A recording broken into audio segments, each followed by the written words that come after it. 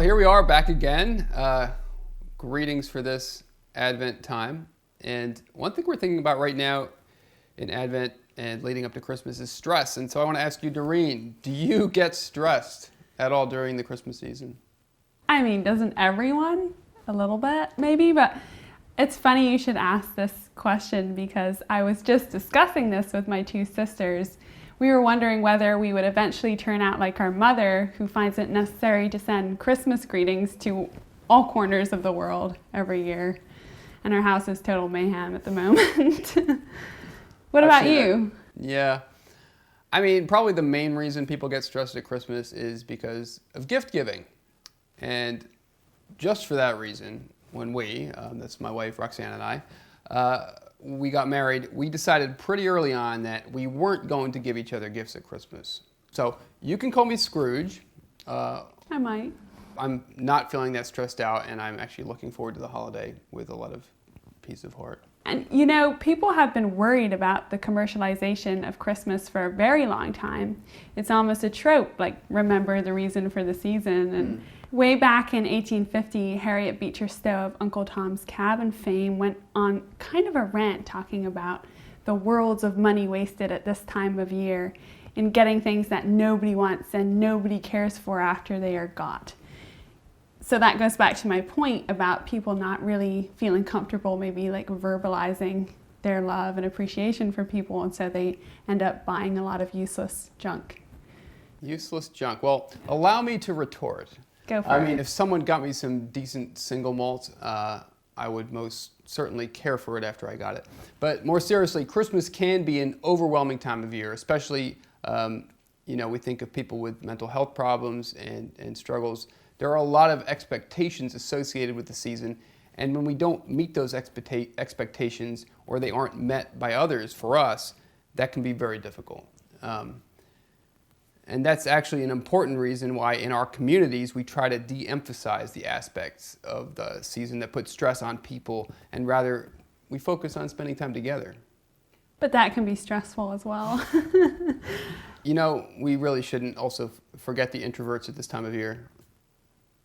Thank you. Of which I am. But the impulse of the season is really the most important, that we think about others, as you said, and not ourselves, which is why gift giving, is important, but more importantly, being there for one another, human solidarity and what have you. That, to me, is what Christmas is all about, that feeling of togetherness. Yes, exactly. And the gift we're most focused on at this time, God so loved the world that he gave his only son. We reflect that in a small way by giving gifts as signs of love to each other or demonstrating our love to each other in other less material ways, like singing together or breaking bread. Right. And Karl Barth, the theologian, he writes how sad it is that we're so cut off from each other, you in your house and me in my house, you with your thoughts and me with mine, which is really not the way life is meant to be. We're often not able to actually speak to each other about what's most important to us. Kind of like Zechariah in the temple after the angel spoke to him. We're mute. And his point is there's actually a part of each of us, often hidden, that's in touch with the divine. And it's that we need to find ways to speak about. So even if we can't get together with friends and family this year because of COVID, we do need to use this season to find ways to reach out, particularly to those who may be having a tough time or living alone. But Bart obviously wasn't talking about Zoom, but that's still better than nothing. You can still plan those little virtual encounters. Right. Wasn't Karl Barth also the theologian who said that joy is the simplest expression of gratitude? That's right. Something like that. That's right. I think that ties into Christmas and exactly what you're talking about right there. And we should also talk about, while we're here, we should talk about some of the cool and non-stressful things that we're doing this Christmas, that we're doing differently because of COVID. Yeah, there's a thing we're doing here because we can't have our usual Christmas Carol sing-along with our neighbors.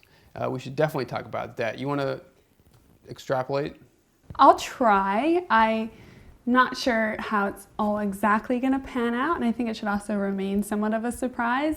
But I think it's going to be, it's called the Christmas DriveThru, and it's basically a Christmas extravaganza where folks will come up the drive to our community and follow a certain route. And along that route, there's going to be various Christmas-themed stations. There's going to be caroling, some Christmas brass. I'm in the caroling, by the way. We practiced last night. Yes, and we're going to really make sure we get a close shot of you singing a song when we film this. It's a COVID discrete group. We have only 10 people in the caroling group. I'm one of 3 men, and then there's 7 ladies. So we're going to have to really work hard to punch out the bass and tenor lines. It's going to be good, though. That sounds super elite, and I'm kind of feeling left out. Well, you should be. It really is only for the the creme de la creme. Well, anyways, there's going to be the caroling, as well as many other wonderful scenes and settings that folks mention the big Christmas mill. Yeah, so that hasn't quite materialized yet, but we have some top-notch engineers working on that. And do you know more about it? I actually do more about it. There's this merry-go-round that we have in the central area of our community, and one of our, as Doreen said, one of our top engineers has taken it on himself to convert that into a gigantic Christmas mill, complete with figures and lights. And it looks kind of hallucinatory, actually, at night with these bowls, swirling around at top speed. So anyone who comes up, it's almost like a rave. I mean, look forward to that. Another nod to our German heritage. But then, as you proceed to the property, on your left, coming up through the community proper, you will see fires and also sheep from my very own herd. Flock, I should say, my very own flock, and fires. Okay. And around those fires shall be shepherds who will be roasting chestnuts. And the hope is, will you be there as well? I am going to be supporting that good. station, yes. The hope is, Okay. in a COVID-free, a COVID-safe fashion, we'll be able to present each passerby in their car with a small paper bag containing 2 to 3 roasted chestnuts.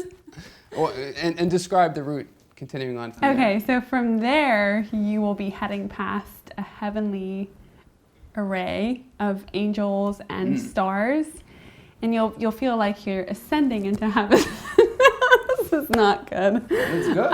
Okay, you'll feel like you're ascending into heaven up the hill, and from there you will be stopped by 2 Roman soldiers. After heaven, because there is a challenging part to the Christmas story, and I think it's important that folks are reminded of that. Also, just remembering how the Holy Family, they were refugees, and they were seeking lodging at that very, big moment in history. So you'll experience that, and then you'll go on to view a live nativity scene in a shed.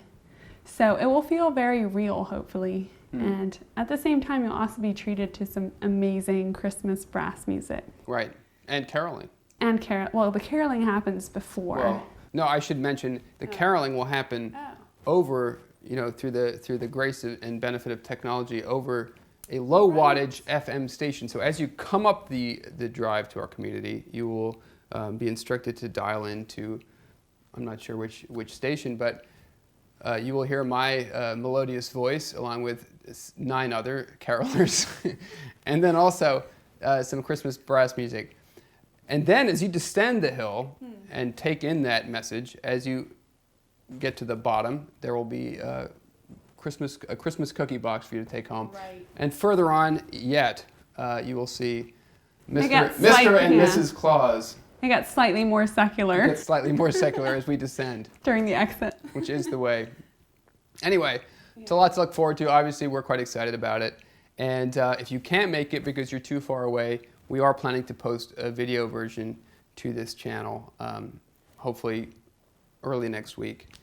And so stay posted for that. And if you haven't subscribed to our channel, please do, so that you can also be notified of our upcoming Christmas caroling virtual extravaganza, which is coming up, which will be hosted by Doreen, myself, and Laura from the Bruderhof channel, and also Heinrich Arnold, who has another YouTube channel where he shares words of inspiration and hope from the gospel every Sunday. So if you haven't subscribed to that, please do. And happy holidays. We'll see you next time. Stay tuned for Rich's Carol.